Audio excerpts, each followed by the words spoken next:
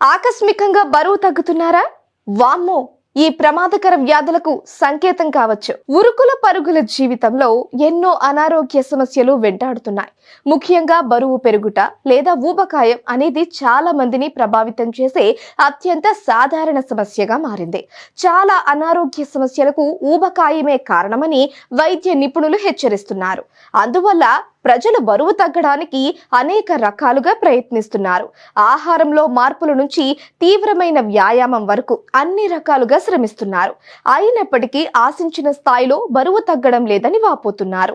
ఈ క్రమంలోనే దీనికి విరుద్ధంగా కొంతమంది ఏమీ చేయనప్పటికీ అకస్మాత్తుగా గణనీయమైన బరువు తగ్గడాన్ని అనుభవిస్తారు. ఆకస్మికంగా బరువు తగ్గడం అనేది కొన్ని వ్యాధుల లక్షణాల హెచ్చరిక అని వైద్యులు చెబుతున్నారు. బరువు తగ్గడానికి ఎటువంటి ప్రయత్నం లేకుండా అధికంగా బరువు తగ్గడం అనేది అనారోగ్యకరమైనదిగా పరిగణిస్తారు. అలాంటప్పుడు ఆలస్యం చేయకుండా వైద్యుణ్ణి సంప్రదించడం అవసరం.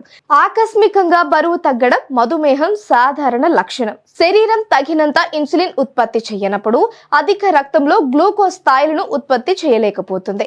ఈ సందర్భంలో బరువు తగ్గడం ప్రారంభమవుతుంది. అల్సర్లు, పొట్టలో పుళ్ళు లేదా అల్సర్లతో బాధపడే వారిలో కూడా బరువు తగ్గడం సర్వసాధారణం. డిప్రెషన్, కొందరిలో విపరీతమైన దుఃఖం, నిస్పృహ, డిప్రెషన్ వంటివి అనుకోకుండా బరువు తగ్గడానికి దారితీస్తాయి.